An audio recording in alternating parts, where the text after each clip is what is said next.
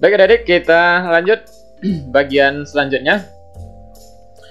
Peningkatan jumlah penduduk yang sangat pesat akan mengakibatkan peningkatan kebutuhan manusia dalam semua aspek kehidupan, terutama ketersediaan lahan untuk tempat tinggal.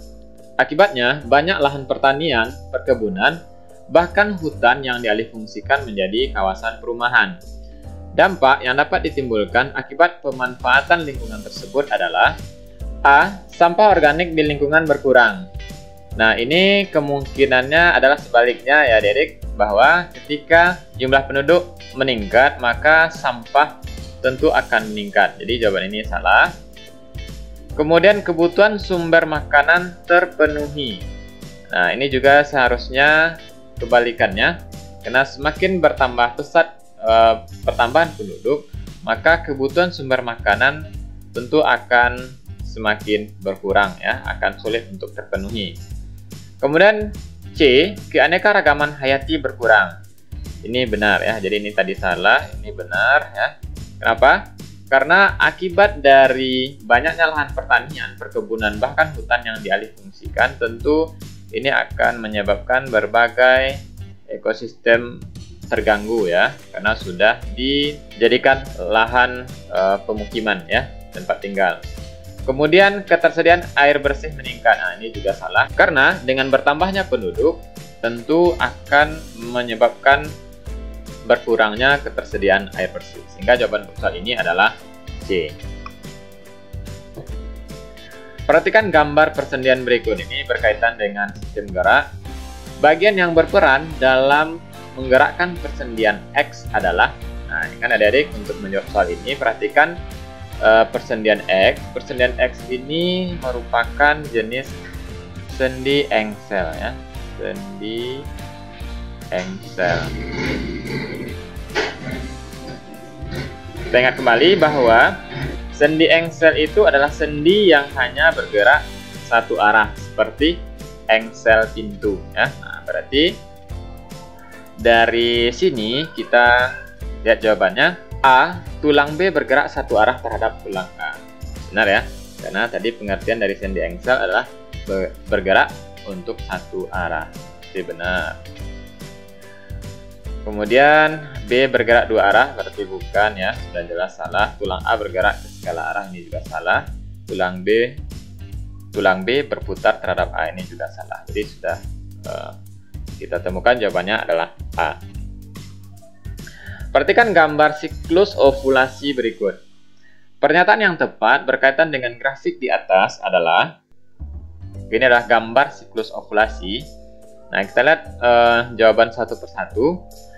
A. FSH merangsang ovarium menghasilkan progesteron.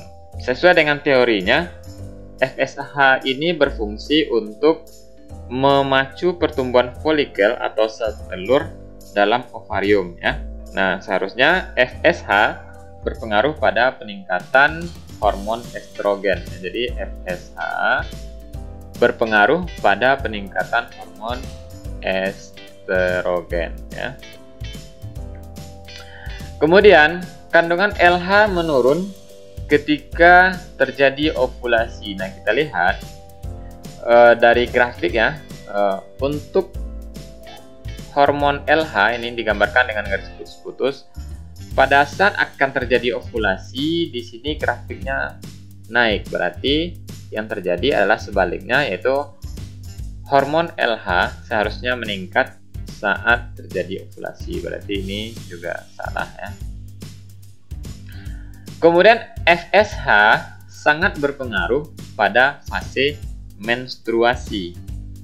Hormon FSH yang sangat tinggi itu terjadi pada fase praovulasi. Nampak meningkat grafiknya ya. Jadi pada fase menstruasi FSH masih berada pada garis yang agak mendatar. Nah, jadi seharusnya FSH ini sangat berpengaruh pada fase praovulasi ya. Jadi jawabannya juga salah. Kemudian yang D, kadar LH meningkat pada fase ovulasi. Ya, ini kita lihat di gambar ya. Nah, terjadi peningkatan hormon LH pada fase ovulasi ya. Jadi jawaban yang benar untuk soal ini adalah D. Jadi kunci untuk soal ini kita tinggal menganalisis jawaban sesuai gambar yang diberikan. Perhatikan gambar penampang akar dikotil berikut. Bagian X berfungsi untuk, nah, lihat adik-adik, kita harus tahu dulu apa nama bagian yang ditunjuk oleh X ya. Jadi bagian yang ditunjuk oleh X ini adalah xilem ya, atau pembuluh xilem. Xilem berfungsi untuk transportasi ya, yaitu membawa air dan mineral dari akar ke daun. Jadi ingat, xilem itu berfungsi untuk membawa air dan mineral lainnya.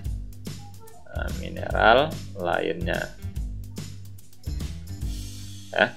Nah, sehingga jawaban untuk soal ini adalah B. Sekelompok siswa melakukan percobaan pengujian beberapa bahan makanan. Hasil pengujiannya dapat dilihat pada tabel berikut. Berdasarkan data hasil percobaan di atas, bahan makanan X dan Z berturut-turut mengandung X, bahan pengujinya adalah Benedict, dihasilkan nanti pada pengamatan endapan merah bata. Benedict digunakan untuk pengujian glukosa ya. Jadi ingat adik-adik, Benedict itu digunakan untuk menguji glukosa ya. Kemudian Z, Biuret ya. Biuret ini digunakan untuk pengujian protein ya. Nanti akan dihasilkan jika bahan makanan itu mengandung protein, akan dihasilkan warna ungu ya. Jadi jawaban untuk soal ini adalah glukosa dan protein. Nah, untuk bahan makanan W atau bahan penguji dengan kertas HVS dengan cara dioleskan nanti dihasilkan transparan. Ini untuk menguji lemak ya. Kemudian Lugol ya, digunakan untuk penguji amilum. Baiklah adik-adik, demikianlah pembahasan soal kita pada video kali ini. Sampai ketemu lagi pada pembahasan soal selanjutnya bersama Pak Rudi. Terima kasih atas perhatiannya. Semoga bermanfaat. Jangan lupa untuk subscribe dan share video ini kepada teman-teman agar semakin bermanfaat. Terima kasih. Assalamualaikum warahmatullahi wabarakatuh.